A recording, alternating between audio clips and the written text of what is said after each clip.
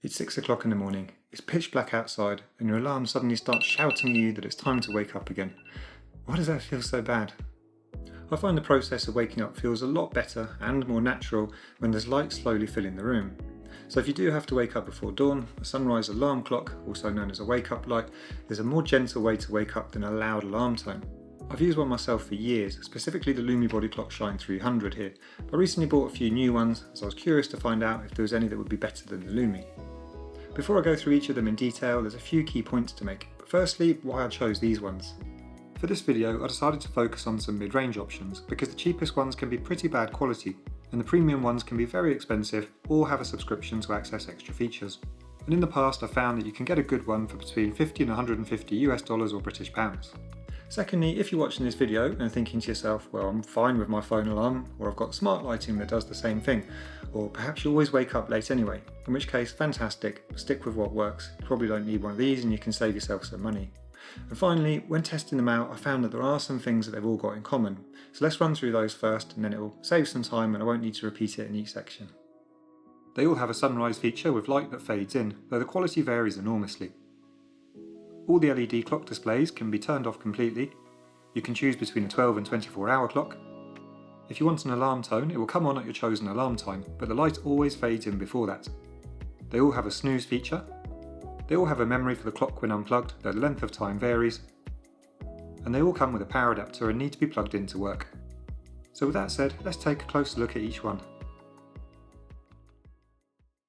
After testing all 5, the Philips SmartSleep is the one that my partner and I have decided to keep using for a while. So yes, my old Lumie has finally met its match. However, those two are both fantastic wake-up lights, and there are some points that the Lumie does better.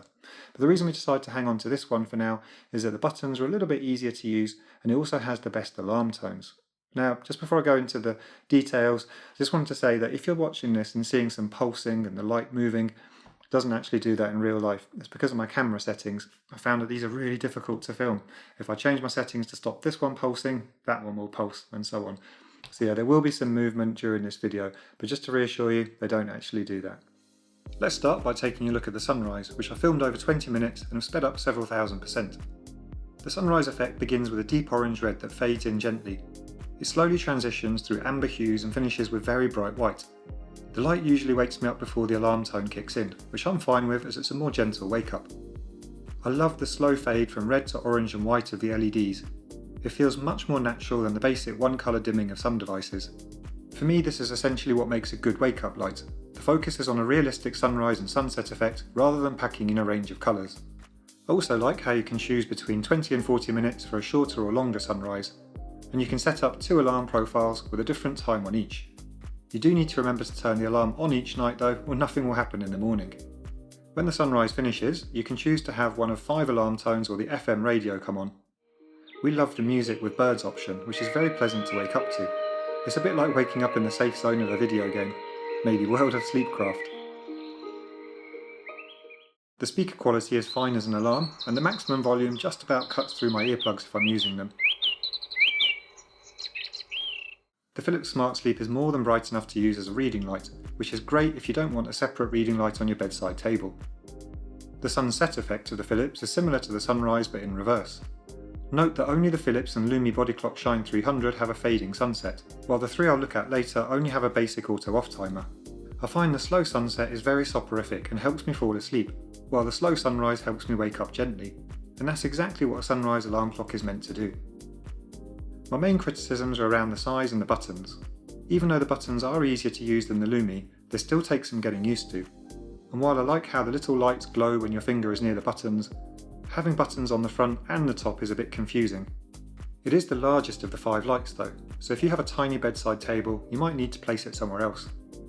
As for the price, I bought the HF3519 SmartSleep for $98.99 in the UK, and the similar HF3520 currently costs just under $110 in the US. Philips does use confusing model names with the HF codes, and they may have different models available by the time you watch this video, so it's always worth checking the different features between the current models. As I mentioned earlier, I used the Lumie Bodyclock Shine 300 here for a long time, and even though I've switched to the Philips recently, I still think this is a superb wake-up light. And there are a couple of situations where I think it could be a better choice. Starting with those, it's a little bit smaller than the Philips, so if space is a bit tight on your bedside table, it could be a better choice. Secondly, while the Philips has 2 programmable alarm times, you can program a separate alarm for each day of the week with the Lumie. And if you do program them in, you don't have to remember to turn the alarm on at night. Aside from that, there's one standout feature that the Lumie and Philips have in common: the realistic sunset and sunrise simulation. Here's a 20-minute sunrise effect sped up again so you can see the colour transition. What I loved about the Lumie all these years is the gorgeous spectrum of colours that the mixed LEDs fade in or out with. It runs from a very deep red up to a bright warm white. I actually prefer the dimmest settings of the Lumie to the Philips. The final reds are even deeper. You can select a sunrise or sunset length from 15 to 90 minutes, and I like how you can further customise it by selecting a final brightness level for the sunrise or fading the sunset to a nightlight rather than off. The Bodyclock is the brightest of all 5 wake-up lights I tested, so if you need plenty of light to read by, it might be the best choice. If you want alarm sounds at the end of the sunrise, you can choose between the FM radio or 15 alarm tones. Some tones are a bit silly, like the goats, but others are really good, such as the 3 different bird tones and the waves. They're also very relaxing to listen to when falling asleep. The speaker is relatively quiet though, which is common with sunrise alarm clocks, but it's fine for morning use, and the combination of light and audio still woke me up effectively on the many nights I used it. My main criticism is the buttons.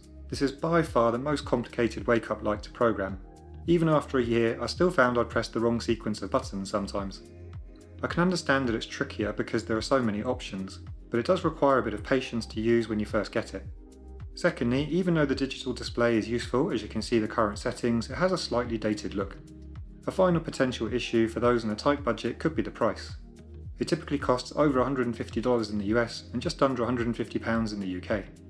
There are more expensive Lumie models which might have a DAB radio and a more modern design, but there are also some lower cost Lumies, such as the one coming up next. The Lumie Sunrise Alarm is one of the better lower cost wake-up lights I've tested. It's often available at a third of the price of the Lumie Bodyclock Shine 300. However, it's much less customisable in ways that could be a deal breaker for some people. One trick it does have up its sleeve is the option to switch between 6 LED light colours as well as the sunrise white. There's green, red, blue, pink, orange and light blue. I wouldn't use them myself, but fans of Barbie or Avatar might like the colours. They can't be dimmed though, so they're best used as a nightlight or a mood light. The sunrise and sunset simulation only work with the white light, and there's only a 30-minute duration. This is much less flexible than the timer lengths of the other lights. Here it is sped up so you can see the transition. There are 10 brightness settings compared to the 20 of the previous 2 lights, so the jump between levels felt much more noticeable. It also doesn't start or finish with a deep red or orange, just a warmer soft white. After using the Bodyclock and Philips, I found I really missed the more realistic sunrise and sunset.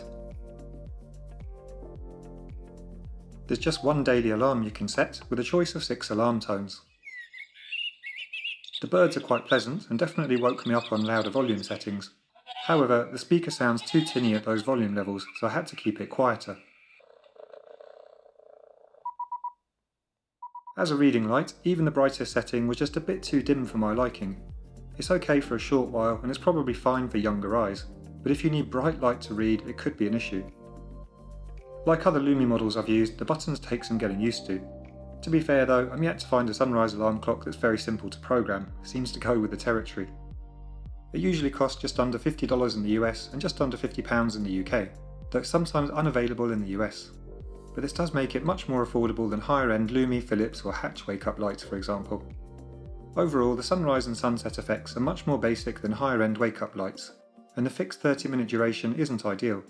Still, if you're on a tighter budget and you just want a light that does the basics of fading in before your alarm time, it's worth considering. Dreamegg are arguably better known for white noise machines, so it didn't surprise me that the Dreamegg Sunrise one has some similar sounds to the D3 Pro white noise machine.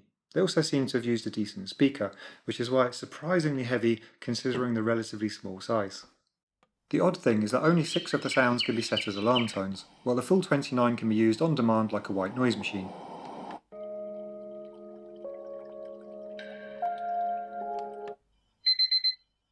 As for the light options, the LEDs give you 9 colours, such as red, blue, amber and warm white. Unlike the Lumie Sunrise alarm, it's a bit more flexible and any of these colours can be used as the sunrise. so you can wake up bathed in green or purple if you're secretly from another planet. Here's a 20-minute sunrise sped up so you can see it in action. You can set it to start between 5 and 60 minutes before your alarm tone, but you can only program one daily alarm which you have to activate each night. Once again, the lack of a gradual fade through different colours like you get with the Bodyclock Shine 300 or Philips was very noticeable. Once you've experienced those sunrises, having just one colour fade in is a bit disappointing, and I also noticed the jumps in brightness much more often.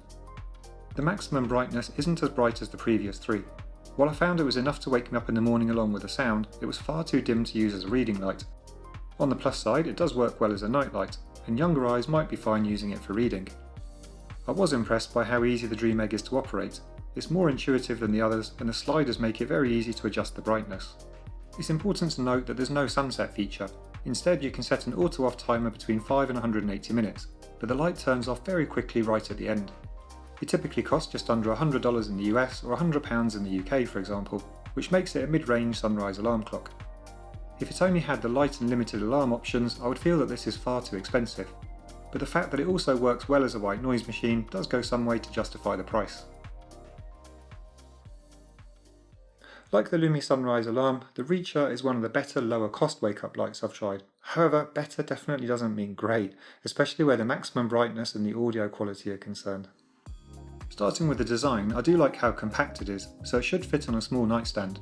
It's worth noting that the wood effect is just plastic though, and the whole device looks and feels basic in daylight.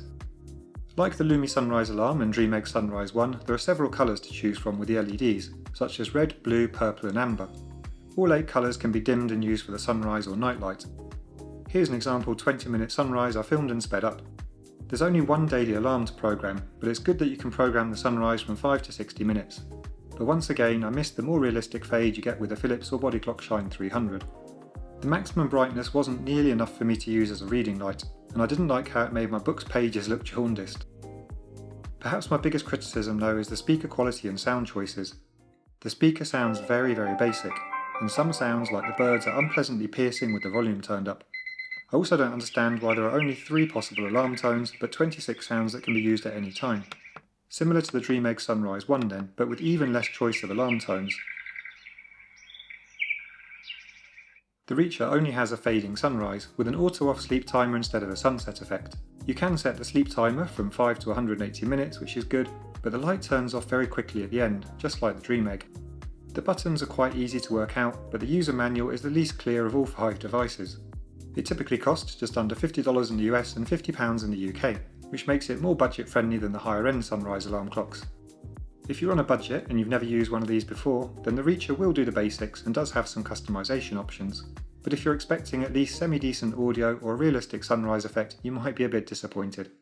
So hopefully this video will have demonstrated that the most important difference between sunrise alarm clocks is the quality of the sunrise and sunset effect, if they even have both. My hope is that even if you're watching this long after I've published it and 1 or 2 models are no longer available, it'll give you an understanding of the things to look out for, and that it's worth checking whether they have a realistic sunset effect and sunrise effect, whether it's just a single colour on a dimmer. It's also important to understand that the audio can really make or break a wake-up light, and even though the main focus is often on the light, the audio is important too. So thanks for watching this video, hope you found it useful. If you did and you'd like to see more videos, please subscribe to my YouTube channel, and for more sleep tech reviews, take a look at these. Thanks for watching, sleep well.